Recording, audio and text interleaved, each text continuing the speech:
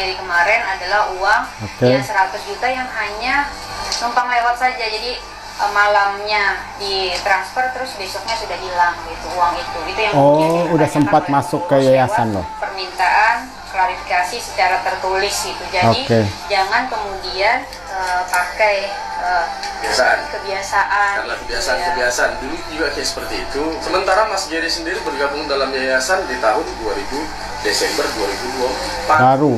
Baru bergabung. Ya, artinya terlalu berani nggak sih Mas Gary melakukan ini? Bertindaknya untuk dan atas nama siapa? Kalau kemudian atas dirinya sendiri ngomong apapun silahkan. Tapi kalau kemudian atas nama yayasan, maka ada dokumen-dokumen yang kemudian harus dilampirkan oleh Mas Gary. Mas Gary menyampaikan bahwa ada permintaan audit dari Kemensos gitu ya. Sampai hari ini dokumen itu tidak ada. Laporan yang disampaikan Mas Gary ke Kemensos terkait dana donasi itu sampai hari ini tidak pernah disampaikan kepada organ yayasan yang lain. Pembina, pengawas, dan pengurus yang lain. Nggak ada data sama sekali di yayasan. Kalau memang benar-benar niatnya baik, maka sampaikan dengan cara yang baik. 1,3 miliar itu nggak tahu tuh. Nggak tahu. Sampai sekarang yayasan nggak tahu reportnya segala macam. Nggak tahu. Sampai hari ini di bawah kepengurusan Mas Gary selaku ketua tidak pernah ada rapat pengurus yang dilakukan Mas Gary, baik itu terhadap uang yang 1,3 yang di media disampaikan bahwa itu sudah diberikan laporannya ke Kemensos dan juga ke donatur, itu nggak ada, termasuk uang yang 100 juta. Yayasan diatur dengan undang-undang. Ada undang-undangnya. Undang-undang yayasan tentang yayasan nomor 16 tahun 2005. Spill dikit ya. Pasal 5. Kalau dana yang ada di rekening yayasan itu merupakan harta kekayaan yayasan kan. Kekayaan yayasan baik berupa uang, barang maupun kekayaan lain yang diperoleh yayasan berdasarkan undang-undang ini dilarang dialihkan atau dibagikan secara langsung atau tidak langsung kepada pembina, pengurus, pengawas, karyawan, dan pihak lain yang mempunyai kepentingan terhadap yayasan. Ancaman. Pasal 70-nya adalah ketentuan pidana. Ancaman. Setiap anggota organ yayasan yang melanggar ketentuan sebagaimana dimaksud dalam pasal 5 dipidana dengan pidana penjara paling lama 5 tahun. Selain pidana penjara, anggota organ yayasan sebagaimana dimaksud dalam ayat 1 juga dikenakan pidana tambahan berupa kewajiban mengambil uang, barang, dan atau kekayaan yayasan yang dialihkan atau dibagikan. Sebagai rekening yayasan dia berarti dia uang yang ada di rekening uang yayasan. Ada di dalam rekening yayasan. Donatur kan sumbernya. Tapi di saat dia masuk ke dalam rekening yayasan, berarti itu bagian daripada uang yayasan.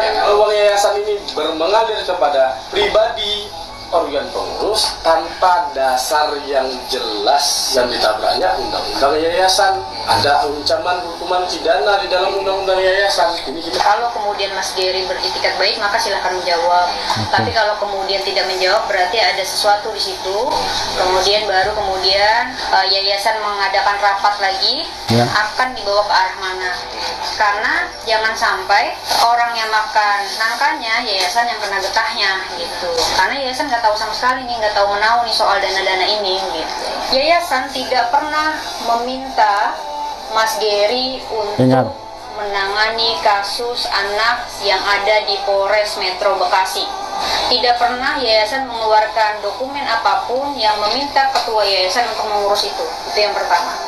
Kami juga sudah klarifikasi ke Polres Metro Bekasi ya Pak, bahwa Polres Metro Bekasi juga tidak mengenal saudara Gary.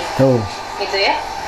Mereka tidak tahu maksud dan tujuan saudara Gary membuat klarifikasi itu. Kenapa Mas Gary setega itu mengacak-ngacak yayasan?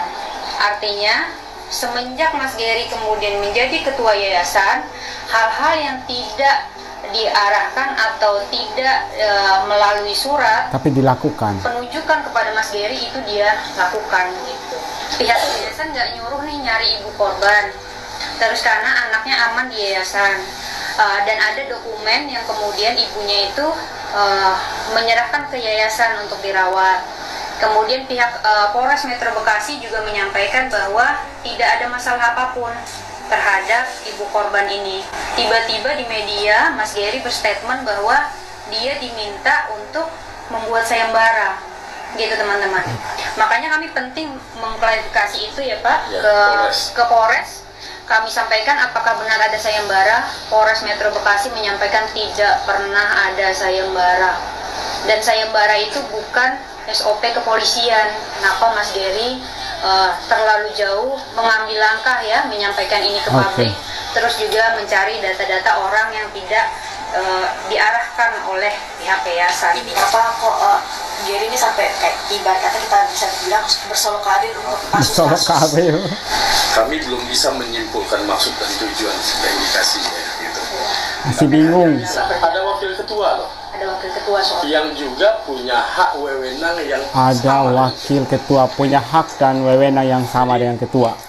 Koordinasi yang lain itu berjalan, cuman Mas Gary aja nggak jalan koordinasinya gitu. Guys, kalian sudah mendengar sendiri ya klarifikasi terbaru dari kuasa hukum Tenovi. Di situ ada banyak hal yang dibongkar soal kebohongan-kebohongan yang diduga dilakukan oleh Gary. Nah, si Gary ini istilahnya dia bersolok karir. Gary nggak paham soal undang-undang yayasan dan Gary berpeluang besar untuk terkena pidana. Tadi pasalnya sudah dibacakan, ancaman hukumannya juga sudah dibacakan. Kemudian tadi ada statement juga dari kuasa hukum Tenovi.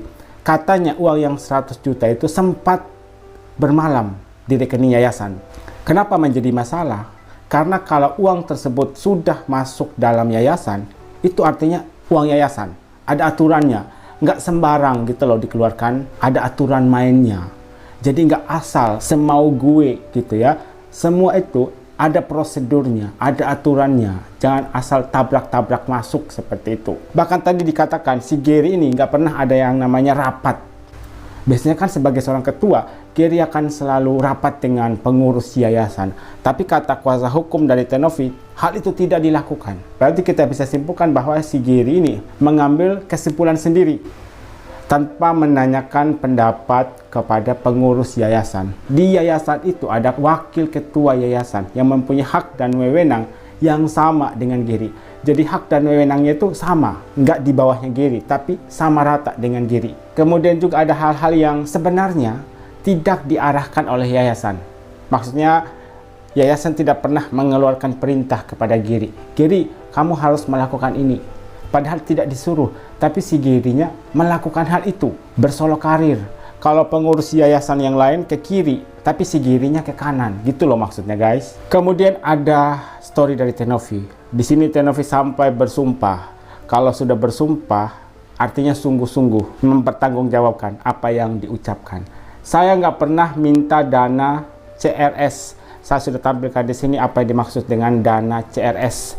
3 tahun saya bangun yayasan pakai duit sendiri tanpa ngemis ke siapa-siapa. Dia yang minta dana CSR dan dia juga yang udah tarik tunai duit tersebut ke bank 100 juta tanpa izin dari pihak manapun. Selama 3 tahun saya jadi ketua, yayasan gak pernah ambil duit seenaknya kayak gitu.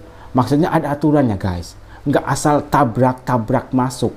Ada prosedur yang harus dijalani. Dan satu lagi, jadi ketua yayasan cuman ngurusin perkara duit ini itu doang. Aksi kemanusiaannya apa yang dilakukan oleh Pak Ketua selama menjabat? Bantu ODGJ di jalan kah? Maksud dari Tenovi sebagai seorang ketua, nggak ngurusin soal uang. Karena tugas dari bendahara yang mengatur soal keuangan. Ketua yayasan, kemanusiaan, berarti kan untuk melakukan hal-hal yang bersifat kemanusiaan. Contohnya membantu orang-orang yang perlu untuk dibantu. Menjabat ketua yayasan apa kinerjanya selain urusin uang? Bukannya itu tugas bendahara yayasan, bagian keuangan. Tugas ketua bantu orang yang membutuhkan, bantu ODGJ terlantar. Apa action nyatanya? Sebutkan satu saja yang dia lakukan untuk bantu kemanusiaan di yayasan. Sedangkan yang minta bantuan banyak banget di semua kota. Betul sekali, ada banyak sekali video yang memperlihatkan orang-orang yang ingin dibantu. Dan di situ ada banyak sekali komentar yang meminta kepada Tenovi untuk membantu mereka yang membutuhkan bantuan. Masalahnya Tenovi itu masih berada di Mekah untuk umroh dan kemungkinan besar hari ini akan pulang ke Indonesia. Seharusnya ini merupakan tugas dari Gary sebagai ketua yayasan untuk mengurusin hal ini. Jadi maksudnya si Gary nggak ngurusin soal uang, Karena bukan tugasnya dia, tugas dari seorang bendahara. 3 tahun yayasan kita berjalan, nggak pernah minta dana CSR. Saya aja nggak paham minta-minta dana CSR gitu. Mau cek silahkan aja. Selama ini pure pakai duit saya pribadi untuk kebutuhan yayasan. Saya siap pertanggungjawabkan semua. Saya hanya memberikan bukti atas tuduhan dan fitnahan tersebut.